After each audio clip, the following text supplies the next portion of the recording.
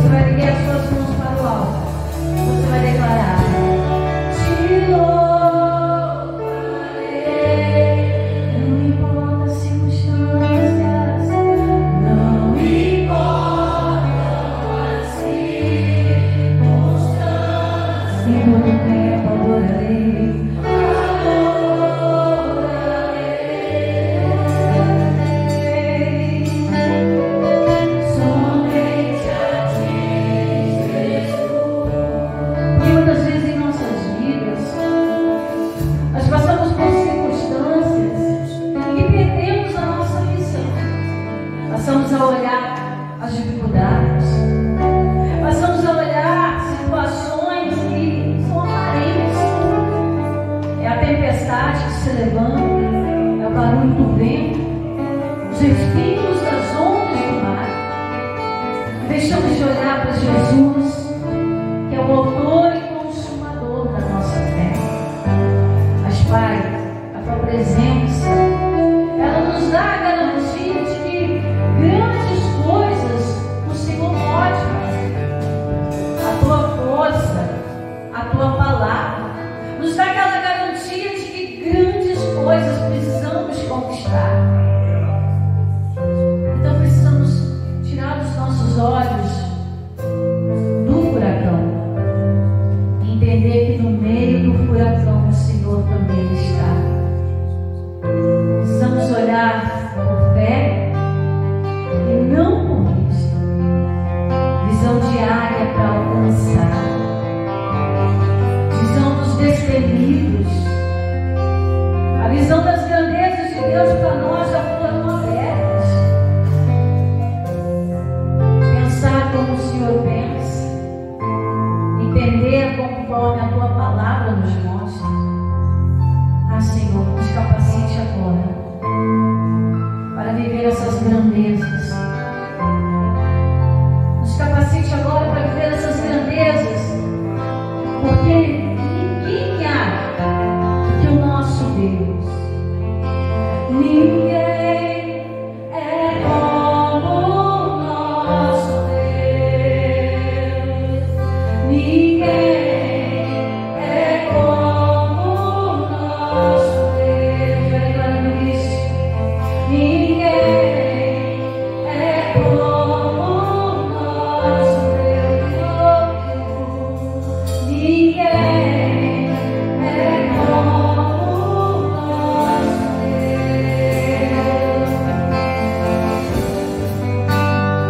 Eu sei, grandes coisas estão por vir, grandes coisas vão acontecer neste lugar.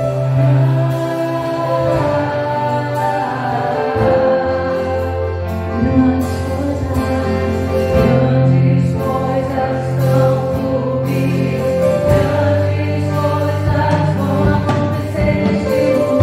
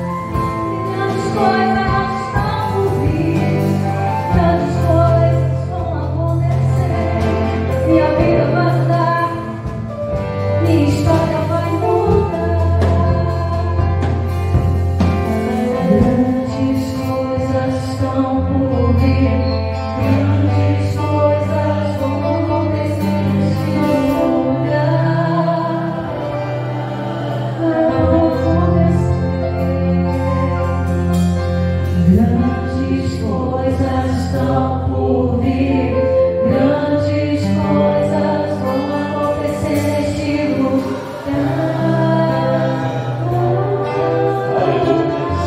Nós cremos.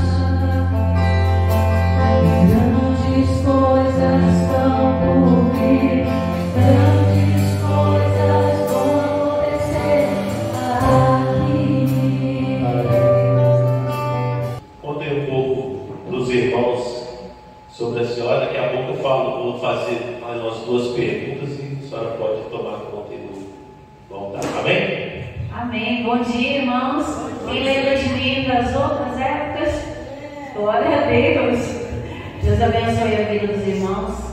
Crendo que Deus vai nos abençoar aqui nesta manhã. Será uma manhã de bênçãos, um início de muita coisa que vai acontecer nesse dia.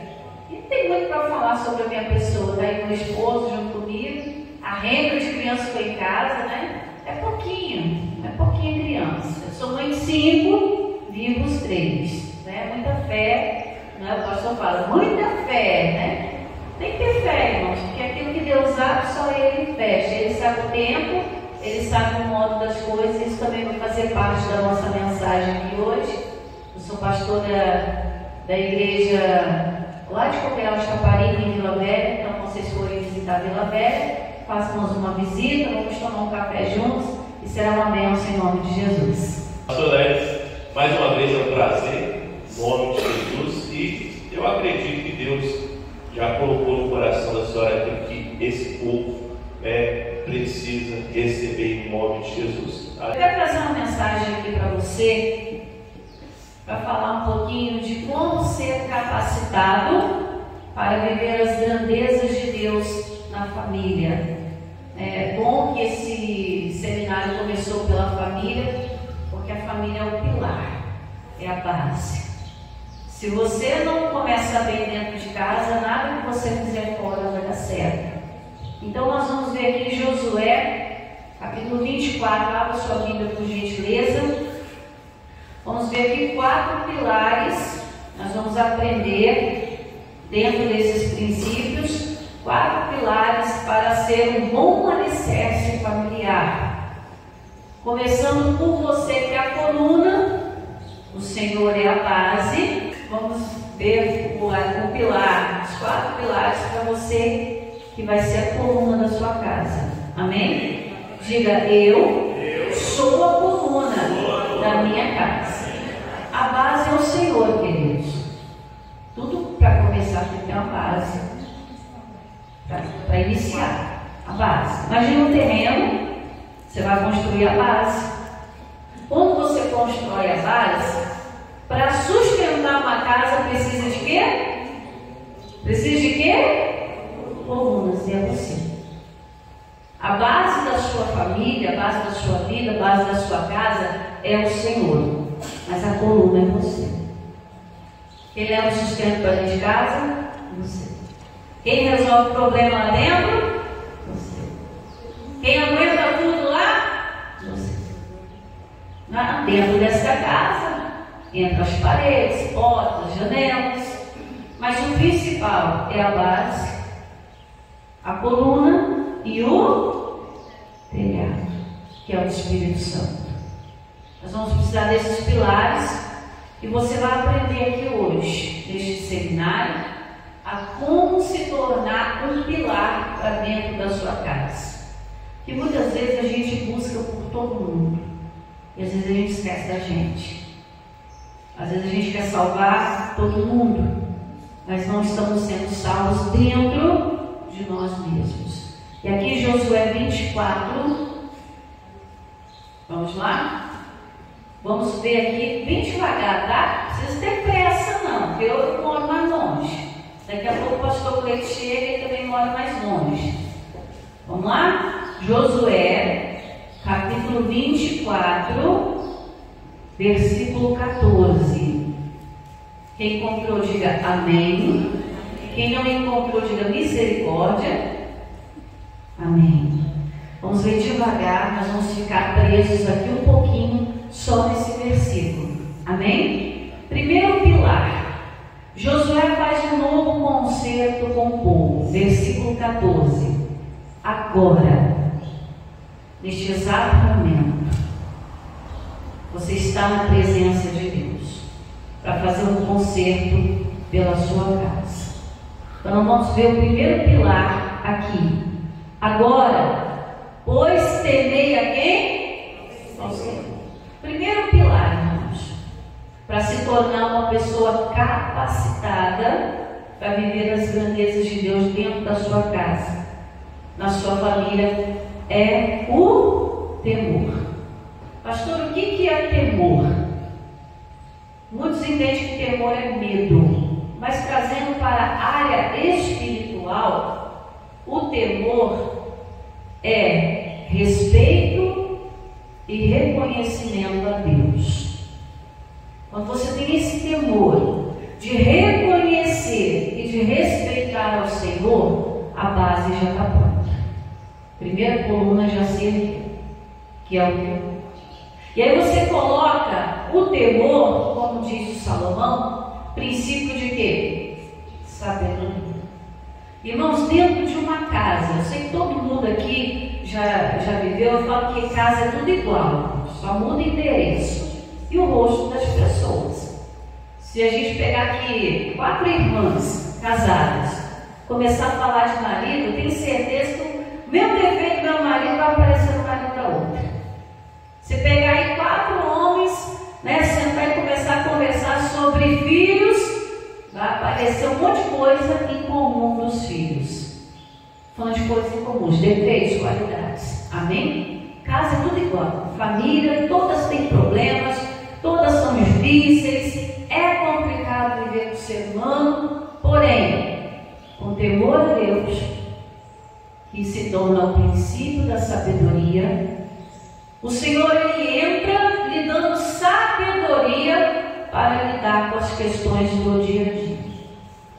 E esse tem que ser um pilar bem forte, uma coluna que sustenta.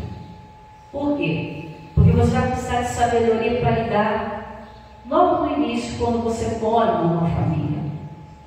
Casamento. Quantos casados aqui? Pois é.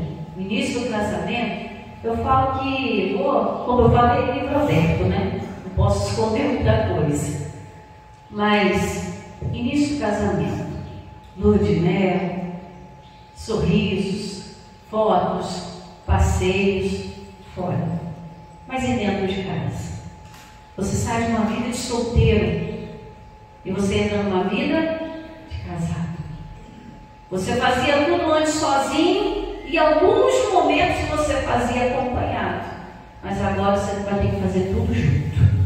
E tem casado que não entendeu isso ainda. Infelizmente tem casado que está tomando decisão sozinha sem consultar o cônjuge. Já começa errado. Totalmente sem sabedoria. Porque 2 tornam-se 1. E 1 se torna 1 com o Senhor. Então às vezes vai tomar uma decisão sem sabedoria alguma, vai lá tomar uma decisão, não consulta a esposa, não consulta o marido, não vê se aquela decisão vai afetar de alguma maneira os filhos, e aquilo gera um transtorno absurdo. Mas vou chegar nessa parte ainda.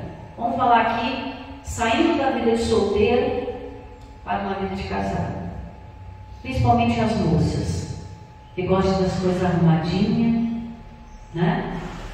Acostumado a dormir na sua cama, toda retinha, toda do seu jeitinho, toalhinha pendurada, roupa dobrada.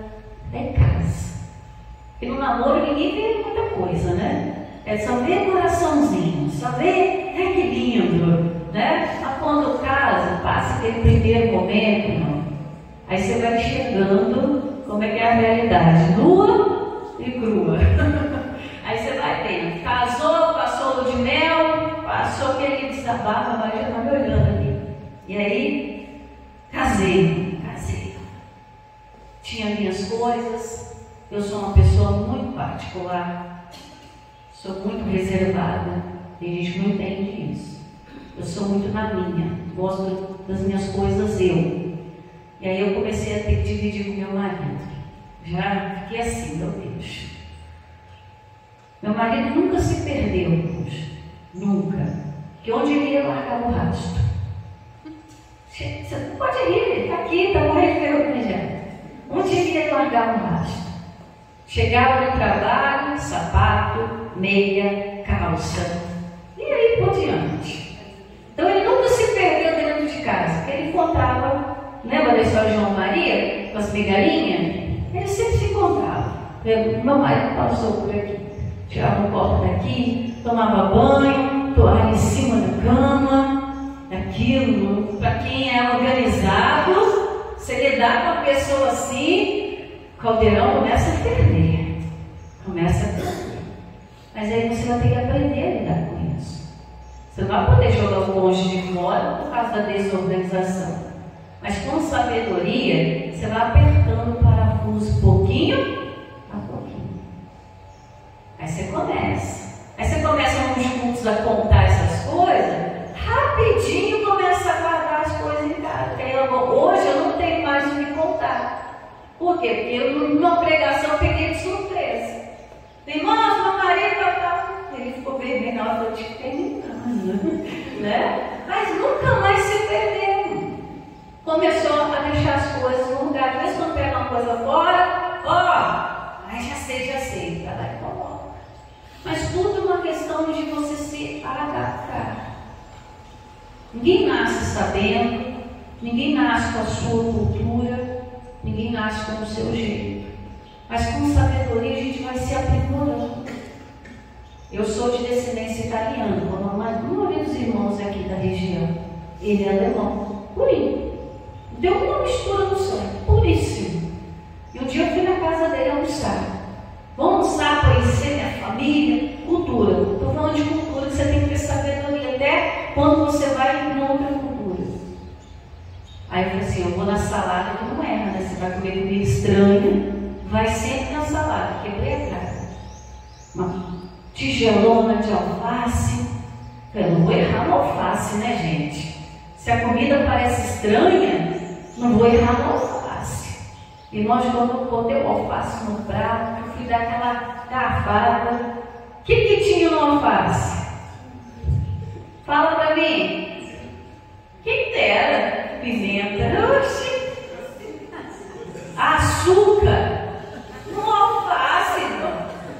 Mas, gente, quem coloca açúcar no alface? O que eu fiz? Com sabedoria, engoli, empurrei outra comida por cima. Da próxima vez eu não peguei mais. Com umas outras oportunidades eu falei, o meu costume é comer alface ou puro ou com vinagre, azeite e sal. Então tudo é sabedoria. E se eu chego lá rasgando, eu nunca vi botar açúcar no alface? A falta de sabedoria. Um lugar que você poderia ter entrado, você fecha a porta. Assim é o coração das pessoas. Você tem que saber o modo que você vai entrar.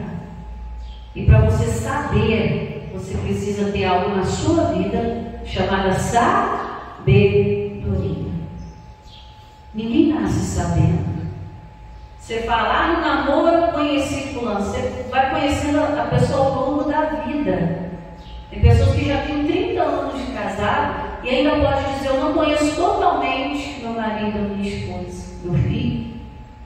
Porque é uma construção que você vai fazer dia a dia. É uma casa, irmãos. A vida é uma casa. De vez em quando você tem que fazer reforma. Você não pode pegar a pintura de 50 anos atrás e ainda continuar com ela. Você precisa reformar a pintura. Rachaduras que aparecem, o piso que estoura, são coisas do nosso dia a dia dentro de uma casa. Quando eu falo casa, é casa espiritual, casa física e relacionamentos conjugais, filho, família e parentela. Amém? Você entendeu, né? Parentela. Você vai ter que se adaptar a tudo isso. Você vai ter que fazer reformas no seu dia a dia. Vai ter vezes que dentro dessa reforma você não vai conseguir continuar com a pia no mesmo lugar. Você vai precisar tirar a pia dali, porque a parede já não suporta mais a unidade de uma pia. Você vai ter que trocar a pia de lugar. E quem fez reforma em casa, quem já passou por isso, sabe que a reforma nunca é trocar só um cano. Você quebra uma coisa, você vai ter que trocar cerâmica. Às vezes você vai ter que trocar encanação. Às vezes você vai ter que passar pintura onde nem precisava. Reforma nunca é uma coisa só. A pessoa fala, não, é só trocar um cano. Não cai nessa não. Pode se preparar que aquele orçamento vai subir um pouquinho. E assim é o espiritual. Dentro de uma casa você é um pilar. Você é a estrutura. É você que, principalmente você que está na presença de Deus, que vai trazer estrutura espiritual para a sua casa. Até aqui entendendo? Amém? Então você que vai trazer estrutura para a sua casa. Porque eu vou te dizer uma coisa de todo o coração, você fala isso lá na igreja. Se você hoje parar de orar, ninguém vai orar mais por você. Se você hoje parar de frequentar uma reunião de família, ninguém vai bater na sua porta e falar, ó, fique em casa hoje no conforto do seu sofá, que eu vou lá na igreja orar pela sua família. Pode ficar aí, não precisa ir mais não, que eu vou no seu lugar. Se você conhece pessoas assim, me apresenta. Que ninguém vai lutar suas guerras. Ninguém vai pagar o preço pela sua família. E se a estrutura acaba com você, a casa cai. Se a mãe para de orar pelo filho, a casa cai. Então é isso que eu quero que você entenda hoje. A base é forte. O telhado é uma bênção. Mas você é a estrutura da sua casa. Se você não usar de sabedoria, você pode perder seu casamento. Você pode perder a comunhão com seu filho.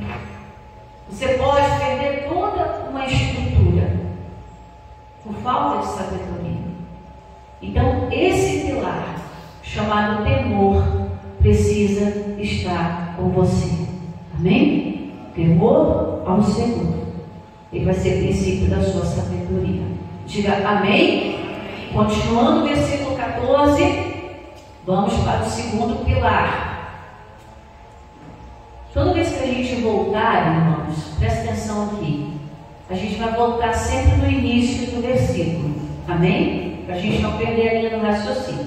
Versículo 14. Agora, pois, temei ao Senhor e o servir. Então, irmãos, segundo pilar, servir a Deus. Você pode perceber que os grandes nomes da história na Bíblia foram homens e mulheres que tinham o quê? Temor e serviam a Deus. Por que esse segundo pilar é importante? Porque ao servir ao Senhor, você está em obediência. Quem obedece não sacrifica. Diga isso para o seu irmão. Quem obedece não sacrifica. Deus quer mais obediência e sacrifício. Tem gente sacrificando a vida. Logo no início eu brinquei que os anos passam e passam. Um tempo atrás a gente tinha 15 anos, né? Pegando aí dos anos 80 para cima. Um tempo atrás a gente tinha 15 anos, doido para fazer 18 para alcançar a maioridade, ser independente. Não, se a gente fosse saber como era a vida depois dos 18, a gente ia ficar até nos 15. E as coisas não são fáceis. Se a gente fosse analisar direitinho, a gente tinha pressa para quê? Para resolver o problema. Se a gente tivesse feito muitas coisas na calma, com sabedoria, a gente não estava enfrentando tantos problemas no dia a dia. Tivesse usado sabedoria no casamento, talvez não estava enfrentando tanto problema conjugal, tanto problema com o filho, tanto problema com o parente, né? Vou chegar ainda na parte do parente. Então aqui servir o Senhor, obediência. Então você presta atenção. Vamos falar um pouquinho do Abraão aqui. O Abraão foi um homem que andou na presença de Deus. Antes da minha presença e ser perfeito, foi o que Deus falou para ele. E Abraão teve lá as lutas, as dificuldades, mas venceu.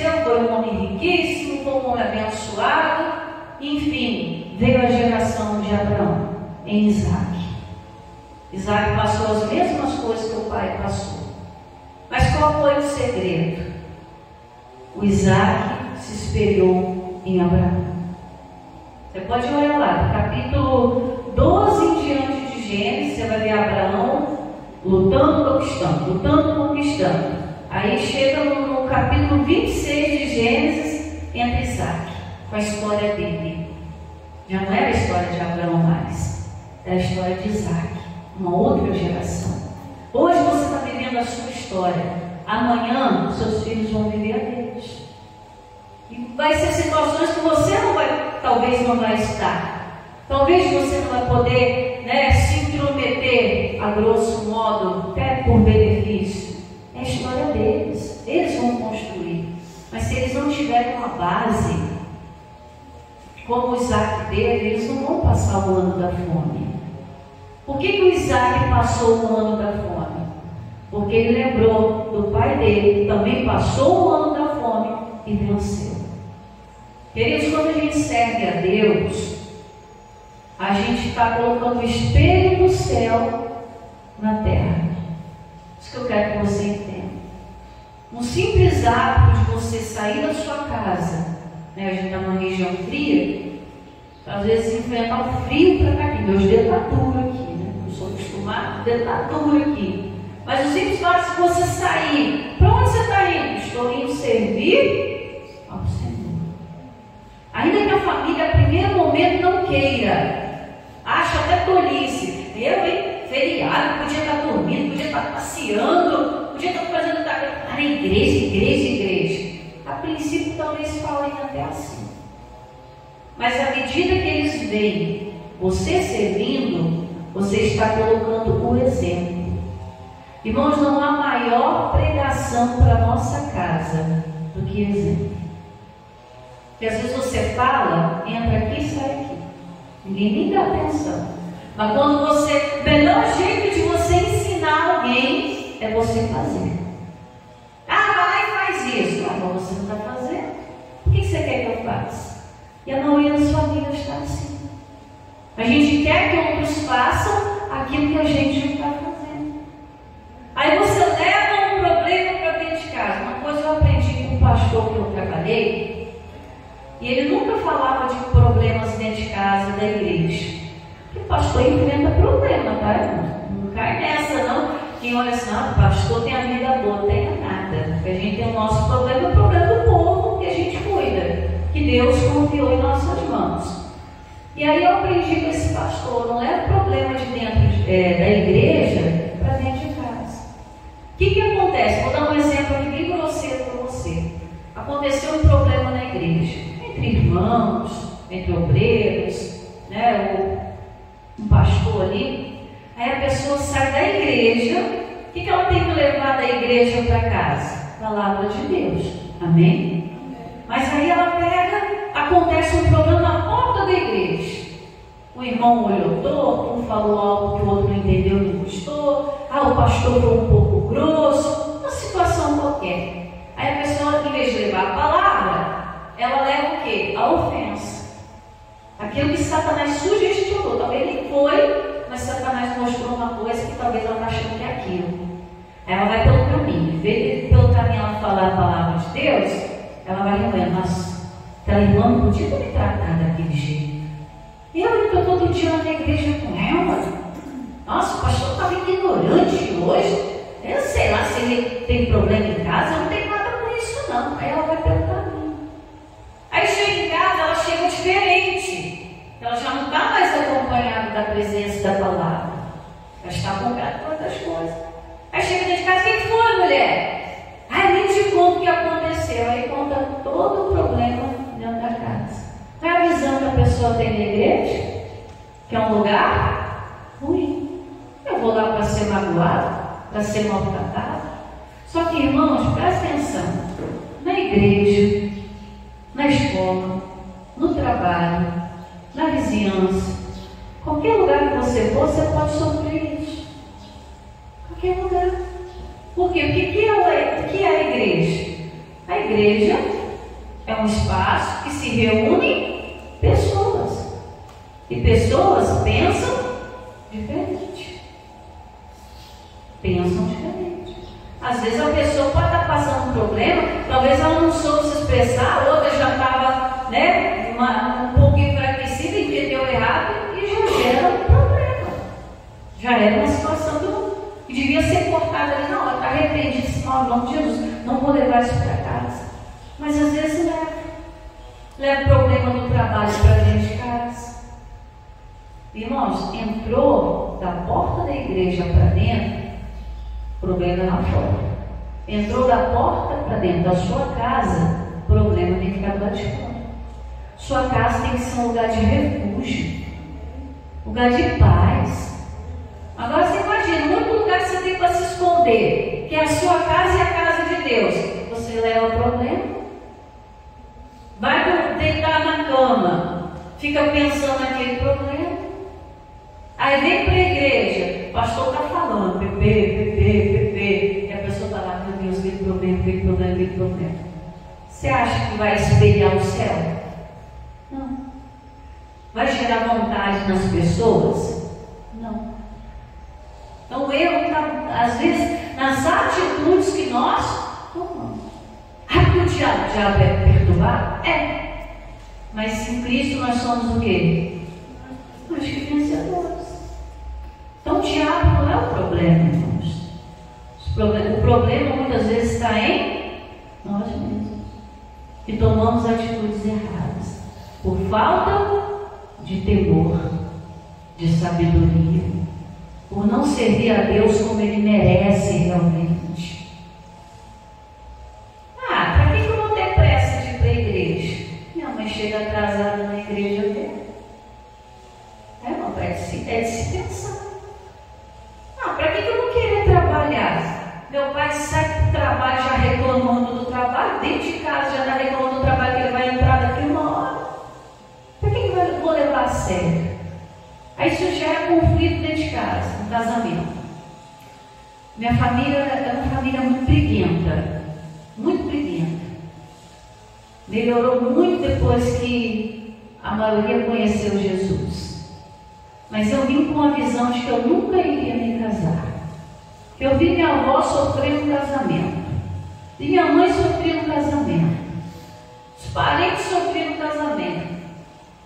E eu vou levar uma vida assim. Irmãos, até os 18 anos eu falava que eu não ia casar. Mudei depois que eu vim para Jesus. E eu casar?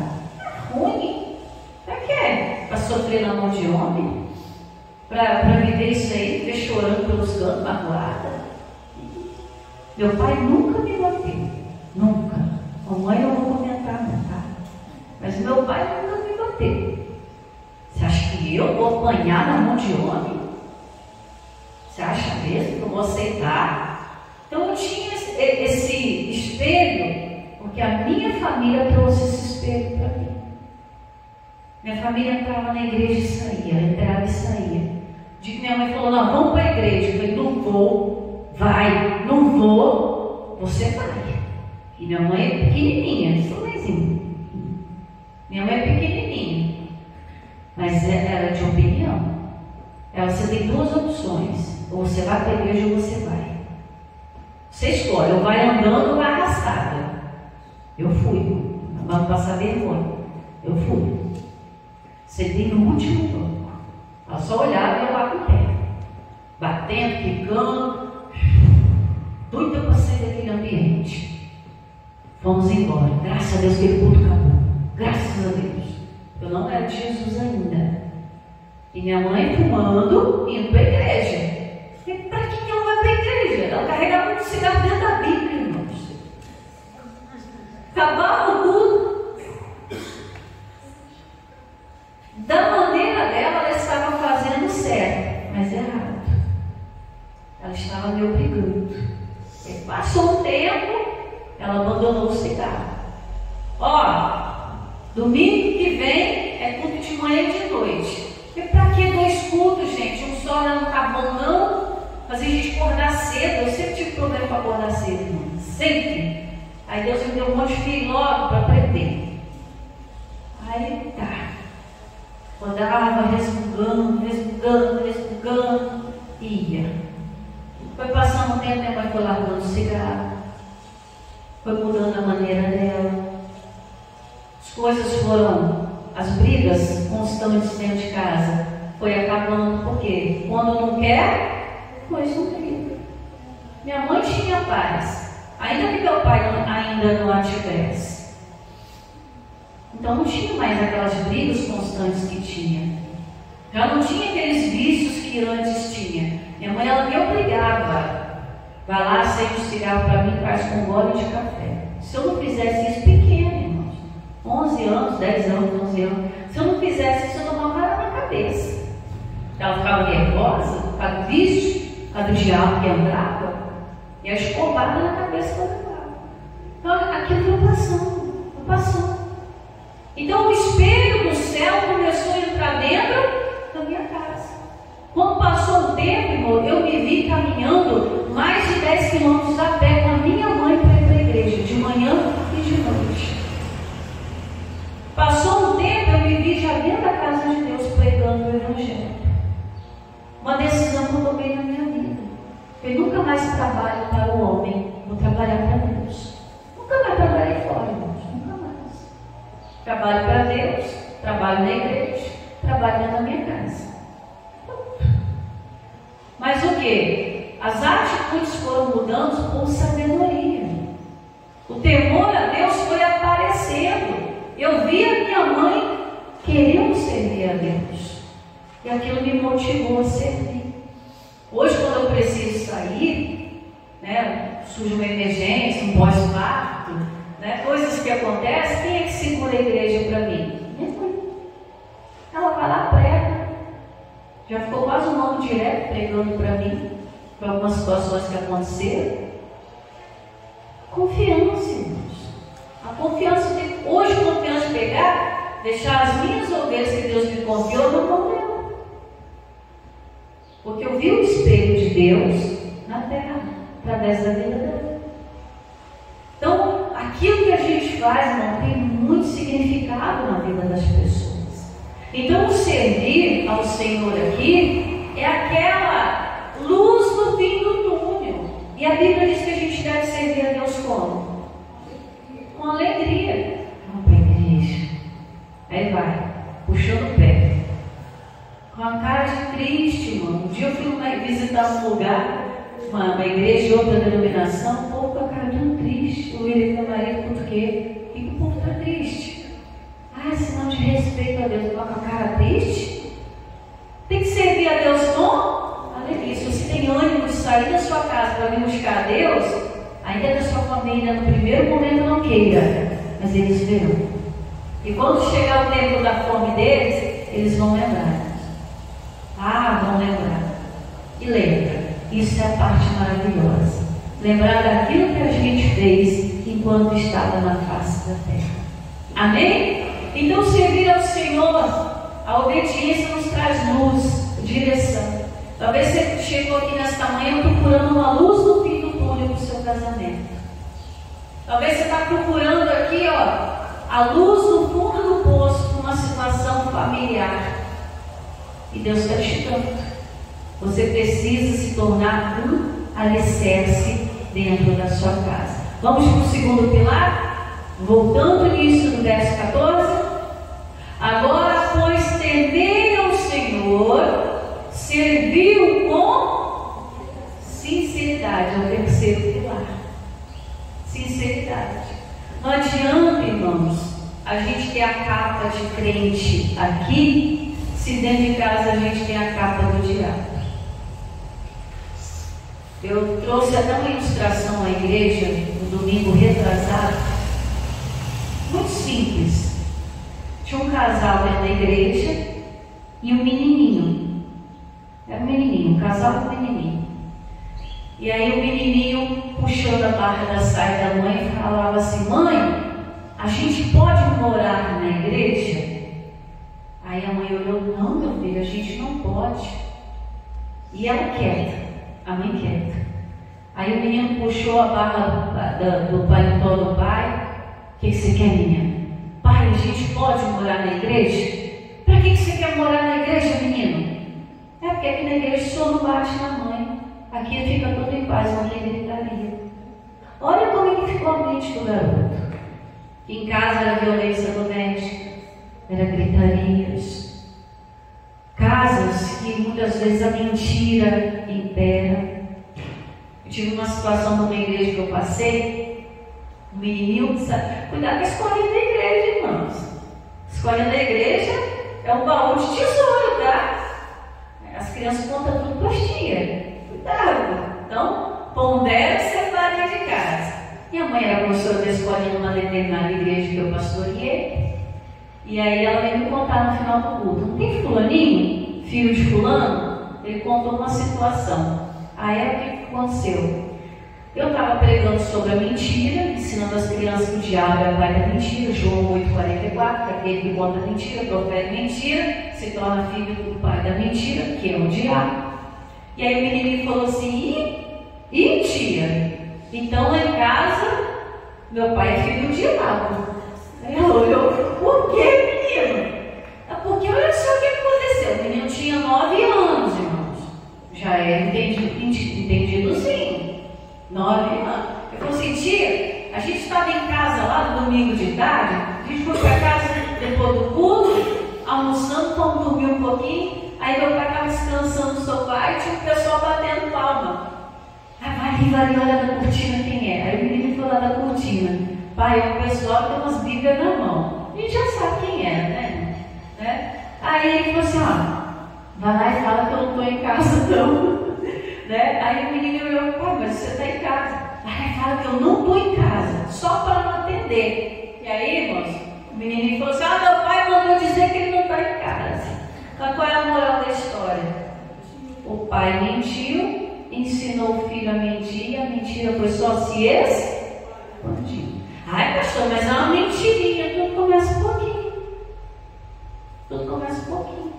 Você mente um pouquinho, daqui a pouco aquilo já começa a fazer parte da sua vida.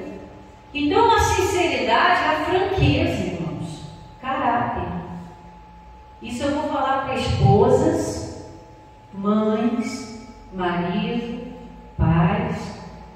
A gente precisa ter franqueza para falar as coisas. Sinceridade. Tanto no nosso falar com Deus, quanto quem está ao nosso redor. Às vezes a gente tem medo de falar, receio de falar, com aquela famosa frase, vai magoar, vai entristecer. Mas a verdade é a única que liberta. A verdade é a única que liberta. E às vezes a esposa ouve algo do marido que aquilo chateia, que a gente é de carne, irmãos. E às vezes, em vez de falar para o marido, olha, com calma, tá? Não é gritando não. Olha, aquilo que você fez me machucou, né? Em vez de já chegar diante de Deus, Senhor, me perdoa por eu estar sentindo isso, quero liberar o perdão e sentar com o marido e conversar, não fala. É só juntando. Vai juntando as coisas. Às vezes a esposa trata o marido de uma forma que ele não gosta, que o homem também é sensível, amém?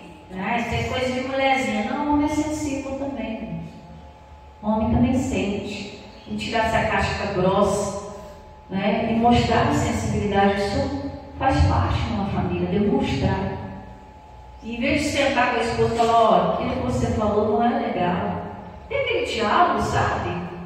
Né? De vez em quando, meu marido fala, faz mais não, hein? A gente agora tem essa liberdade de falar um com o outro. Eu até brinco comigo não, hein?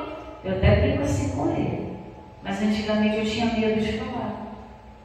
Eu guardei uma situação, lógico, eu não vou abrir aqui para vocês, que é meu particular. Lembra que eu sou uma pessoa reservada, né? Aconteceu uma situação comigo, eu fiquei quase 5 anos sem contar para ele, porque eu estava explodindo no meu peito. Eu não tinha diálogo com ele. Ia falar as coisas, ele saiu a gata. Me largava sozinho e saía. Irmão, que né? Para quem tem pavio curto, qualquer respingo, meu filho. O negócio era tenso. A brava lá de casa era eu. A pessoa trabalhando. Mas vamos aqui. Eu tinha medo de cultivado no início a conversa. Então o que acontecia? Eu ia tentar falar com ele, ele não queria ouvir e saía. E o negócio era urgente, irmãos. Urgente. Não era vida ou morte, mas era urgente. E eu falei, Senhor, como é que eu falo com ele? Porque toda vez que eu vou falar, ele não acha sozinho, sai uma graia. E agora, como é que eu falo? E fiquei uma semana falando com Deus. Uma semana. E aí Deus falou assim para mim: você vai falar com ele tal dia. Tal dia, tal dia. Mas como? Leva ele no lugar mais cheio que tiver. Lá em Vitória, o lugar mais cheio é o shopping. É lá mesmo. Levei no shopping Vitória lotado, tranquilo. É ali mesmo. E ele vai fazer showzinho no meio dos outros, né, irmão?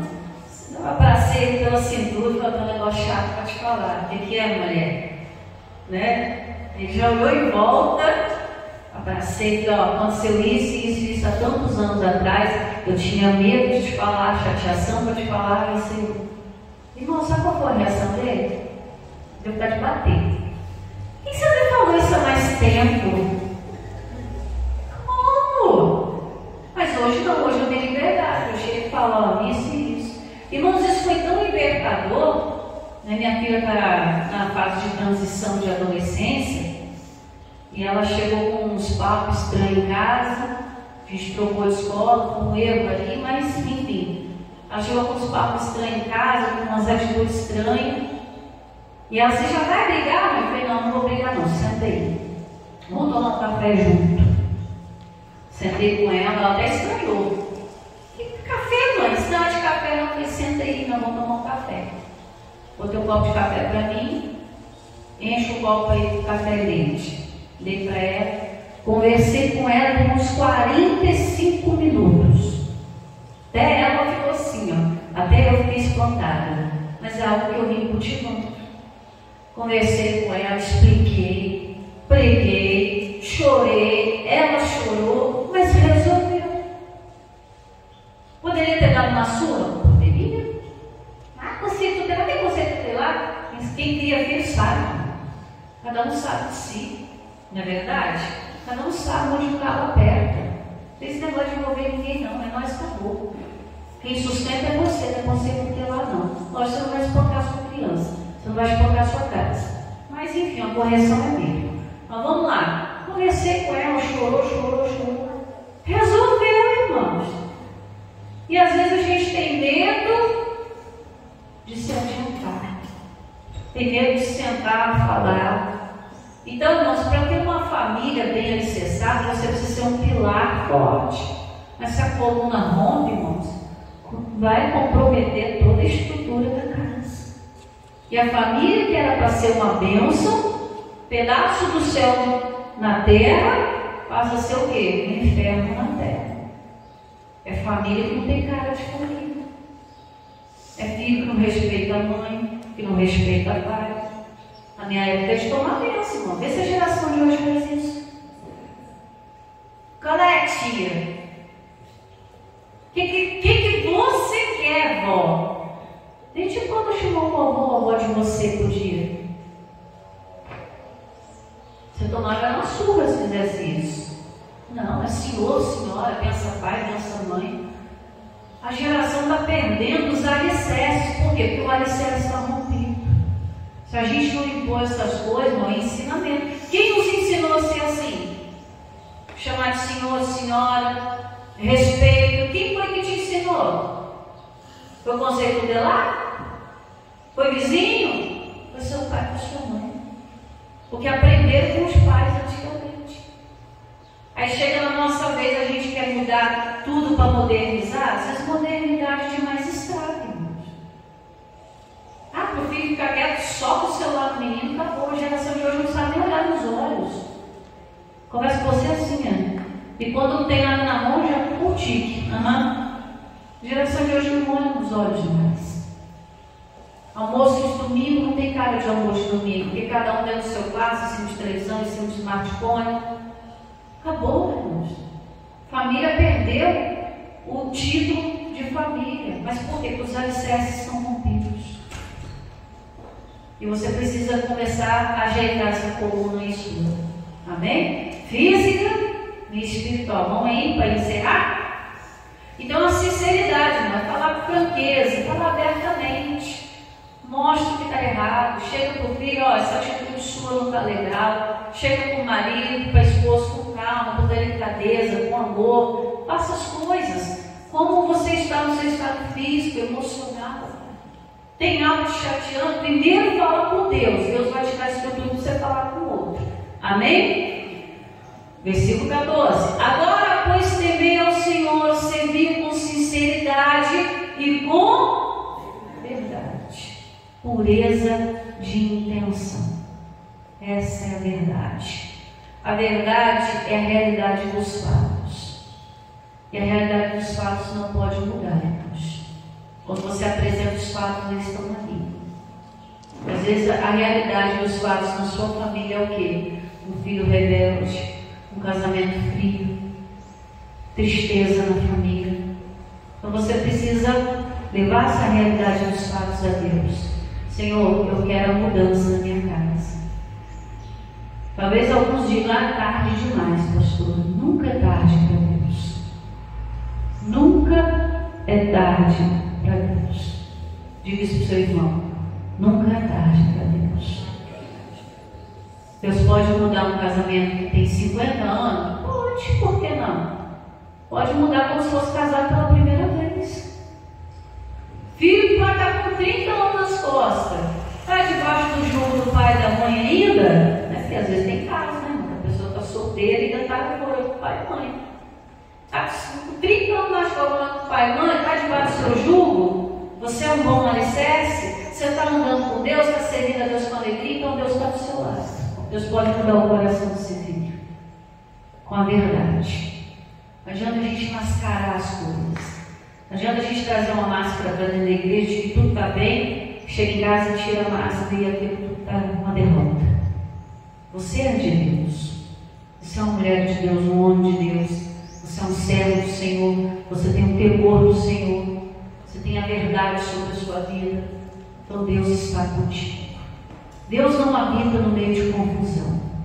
Não adianta clamar a Deus aqui no templo e chegar em casa e aquele espírito de confusão te acompanhar. Não. A Bíblia diz que o que acompanhava Jesus e os discípulos para casa era o Espírito de Deus. O que tem que te acompanhar para casa é o Espírito de Deus. Porque você vai lidar com pessoas. Sua casa é um corpo que tem muitas cabeças. É esquisito, né? Imagina um corpo com muitas cabeças, é a sua família. O corpo é o mesmo, mas as cabeças pensam diferente. Então você tem que aprender a lidar com as pessoas. Tem pessoas que têm gênio forte. Pede Deus sabedoria para lidar com aquela pessoa. Tem pessoa que é sensível demais. Você não pode dar um espirro que já chora por tudo.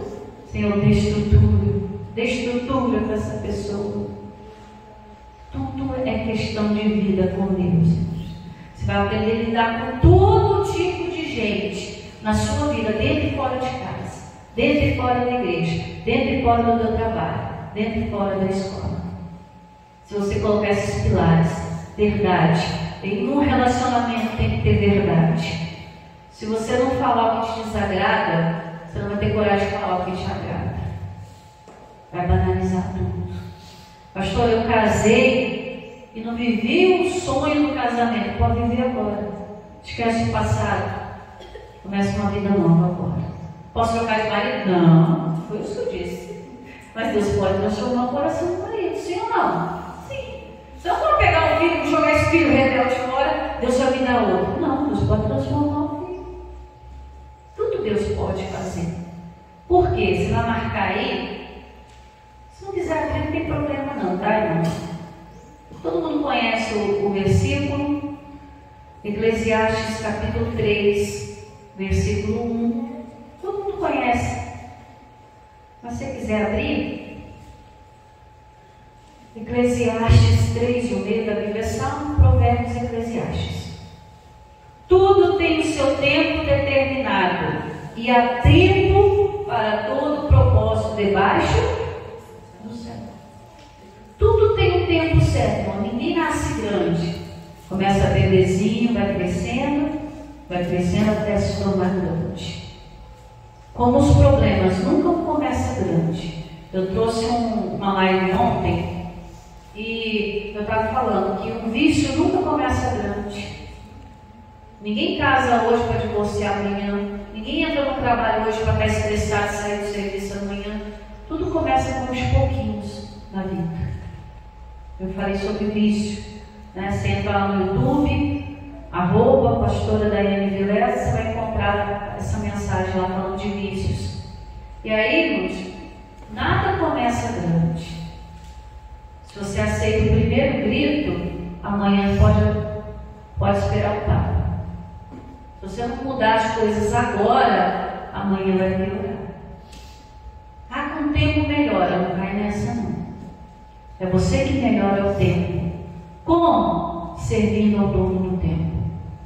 Amém? Ele diz aqui, há tempo para todo o propósito. Há tempo, vai dar tempo. Ainda que você olhe hoje, talvez a sua família não esteja do jeito que você gostaria, mas ela pode ficar. Que vai dar tempo para se cumprir todo o propósito de Deus na sua vida. Voltando em Josué 24, para a gente encerrar aqui, e diz assim: agora, pois, temei ao Senhor, serviu com sinceridade, com verdade, deitai fora os deuses aos quais serviram os vossos pais além do rio e no Egito, e faça o quê? Servir o Senhor. Começa a jogar fora as tradições, começa a jogar fora as mágoas, começa a jogar fora os desentendimentos, espírito de confusão. Se a pessoa estava esperando que naquela situação você estourasse, Senhor, eu tenho a calma, eu tenho a paz. Começa a agir diferente. Começa a servir a Deus com alegria. Senhor, eu vou te servir melhor do que nunca. Volta o teu primeiro amor. Começa a buscar a quarta-feira de família. Eu vou com toda alegria. Vou trazer fotografia da família, peça de roupa, trazer o sal para consagrar, sabonete. Para voltar à época. Mas hoje em dia, é só mais um culto. Não é mais um culto, irmãos. É a sua oportunidade. E aqui, versículo 15. A decisão está tomada, irmãos. Diz aqui: porém, se vos parece mal aos vossos olhos servir ao Senhor, é uma coisa ruim, escolhei hoje a quem servais. Se os deuses a quem serviram os vossos pais, que estavam além do rio, ou os deuses dos amorreus em cuja terra habitais, porém, eu e a minha casa serviremos. Isso é comum. A decisão. Eu gosto muito de Moisés, irmãos. Moisés, para mim, foi um dos personagens bíblicos mais extraordinários. Por causa de uma palavra que ele diz para Faraó. Faraó, vocês sabem que representa o diabo na Bíblia. Representa a escravidão. Vício escraviza, mágoa escraviza, falta de perdão escraviza. Tudo que prende a pessoa e mantém ela na tristeza é o diabo. Então, quando Moisés fala para Faraó: eu vou sair do Egito, vou levar todo o povo, todos os animais, vou levar todo mundo. Faraó olha para ele e fala assim: se quiser ir, você pode ir. Leva os velhos contigo, mas as crianças e os animais vão ficar. E ele voltava lá: leva as crianças, deixa os velhos. Leva tudo, deixa os animais. Moisés olha bem para a cara dele e fala assim: nenhuma unha vai ficar para trás. Irmãos, o que é uma unha? Você corta e joga fora. Mas olha a importância que tudo que fazia parte deles tinha para Moisés. José do Egito foi governador lá no Egito, né? José do Egito foi governador do Egito, claro. Mas quando ele morreu, ele foi enterrado no Egito. Moisés olha para Faraó: nenhuma unha vai ficar para trás, e até os ossos do José vão carregar. Ele levou tudo, irmãos. Nada do povo de Deus ficou naquela terra. Porque você, sendo de Deus, tem que permitir que a sua casa, um membro da sua família, esteja nas mãos do diabo, esteja no Egito. Por que você, sendo membro da família de Deus, permite que o membro da sua casa esteja escravizado? Então tudo é questão de você tomar a sua posição e fazer a sua decisão. Eu tomei a minha. Falei com Deus, não abro, não. Talvez eu olhe e vejo muito membros da minha casa ainda não servem, mas eu estou trabalhando para servir. Que a minha decisão eu tomei quando eu aceitei Jesus. É eu e a minha casa. Nós vamos servir ao Senhor. E a sua decisão hoje? A promessa já foi liberada para você. Crê no Senhor Jesus Cristo, será salvo tu e toda a tua casa. Deus não quer você sozinho na igreja, não. Ele quer você e a sua casa. Deus não te quer sozinho no céu. Ele quer você e a sua casa. Amém? Então vamos nos colocar de pé agora. Vamos orar a Deus. Vamos pedir isso agora, essa capacidade para viver essas grandezas de Deus na família.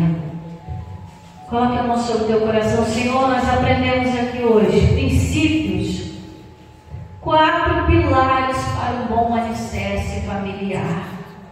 Começando por nós, Senhor, que somos a coluna da casa. O Senhor é a base e o Espírito Santo é o telhado. Senhor, quem é que convence o homem do pecado?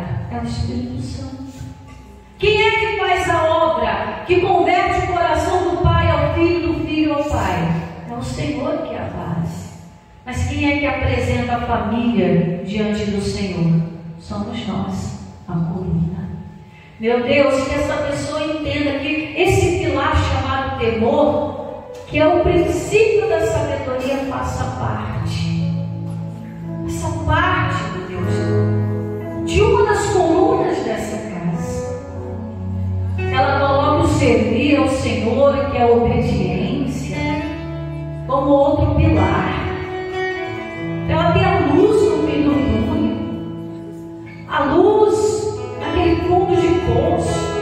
Talvez a direção que estava faltando para esta pessoa está aqui em servir ao Senhor com alegria.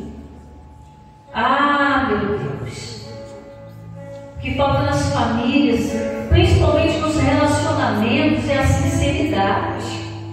Está faltando franqueza, caráter, falar abertamente, tanto com o Senhor como dentro da nossa casa. Olha, isso aqui não é legal, isso aqui não está bem, vamos mudar, vamos trabalhar junto. Mas às vezes a pessoa quer fazer tudo sozinha, ela se cansa. Coloca a verdade na sua vida. Pureza de intenção. Não mascare nada. Mostre a realidade dos fatos. Senhor, a minha realidade de hoje é essa. Mas eu não quero que fique assim. Eu quero a minha casa como um pedacinho do céu aqui na terra. Eu quero ser espelho do Senhor. Eu quero milagre na minha casa hoje, meu Deus. Eu vim aqui buscar para isso. Oh, Senhor, nos ajude a fazer a limpeza geral. Tirar fora tudo que é estranho, qualquer tipo de sentimento.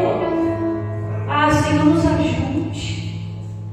Nos ajude a ter um relacionamento. Meu Deus, quantos relacionamentos estão acabando por falta de diálogo? É o pai que não sabe falar com o filho, filho que não sabe falar com o pai, marido não sabe falar com mulher, mulher não sabe falar com o marido. E muitas vezes trazendo aqui para nós, o membro não tem coragem de procurar um pastor para pedir ajuda e conversar. O diálogo acaba com qualquer relacionamento. E tem muita gente que já deixou de falar com Deus, de ter diálogo com Deus, que já está cansado demais. Ah, Senhor, mas nós não podemos forçar o tempo das coisas. Mas o Senhor pode mudar o tempo ao nosso favor. O Senhor pode mudar situações, pessoas, para que a sua palavra e o propósito se cumpra. Que palavra? A promessa da minha casa. Eu e a minha casa. Qual é o propósito? Salvação. A minha casa precisa ser salva, Senhor.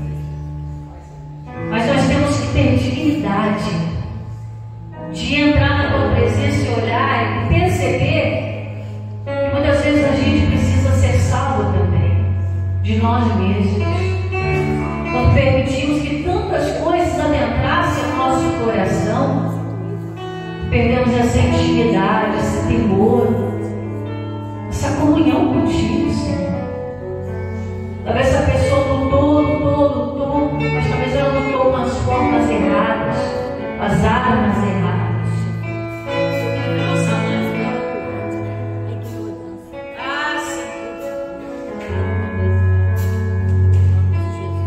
Porque a nossa luta não é contra a carne, não é contra o sangue. Talvez essa pessoa tentou lutar com as armas que ela achava que eram as superiores. Mas ela entendeu que as armas são espirituais. Eu já fiz a minha escolha. E você? Já fez a sua? Nem uma unha ficará para trás. Nem um osso sequer ficará nas mãos do diabo. A minha casa será uma casa de Deus. Então, Espírito Santo, mostre agora essa pessoa a direção que ela precisa tomar. Ajude esse homem, ajude essa mulher a lidar com o casamento, com o filho, a ser uma bênção na igreja, no trabalho. Que não sejamos como aquele homem, aquela mulher daquela cena, onde o filho desejou que morassem na igreja, porque em casa era um inferno. Deus, ajude essa pessoa. Ajude essa pessoa. Ô meu irmão, estenda a tua mão em direção à tua família agora. Lá na tua casa, Senhor, ajeita as paredes da minha casa agora. Eu sou comum e estou me endireitando agora. O Senhor é a base, é perfeita. O telhado do Espírito Santo que vai convencer o coração. Mas agora começa a ajeitar as paredes. Tem paredes rachadas lá assim. Tem janelas quebradas. Tem portas que ainda estão abertas, onde o diabo está tendo acesso. Ah, Senhor, entra na nossa casa agora. Entra na nossa casa. Assim como Moisés estendeu a mão diante do mar vermelho, e a mão de Moisés era a direção para aquele povo seguir, nós estendemos as mãos agora. Entra na nossa casa, Senhor. Entra. Como Zaqueu, quero subir o mais alto que eu puder, só pra te ver, olhar para ti.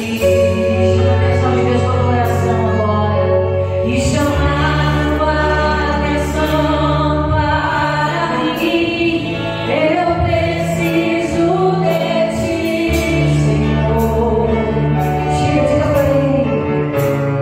Eu preciso de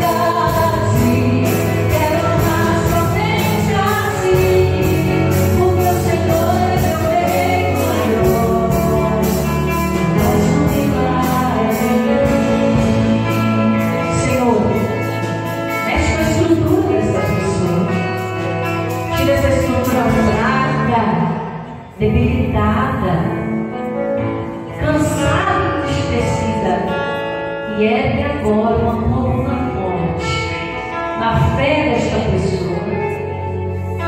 Meu Deus, ela vai ter prazer de chegar na tua presença. Ela vai demonstrar o temor que ela tem. Ela vai andar em sinceridade. Ela será uma bênção. E eu creio, Pai, que mais abundante se fará esta obra nesta família. E na oportunidade que o Senhor me der para voltar neste lugar, eu vou colher, meu Deus, a semente que aqui eu plantei na vida de cada pessoa. Meu Deus, aos que nos acompanham pela internet, de alguma maneira a notícia vai chegar de que aquele casamento foi salvo, o coração daquele filho foi alcançado, de que aquela estrutura familiar mudou e mudou para melhor.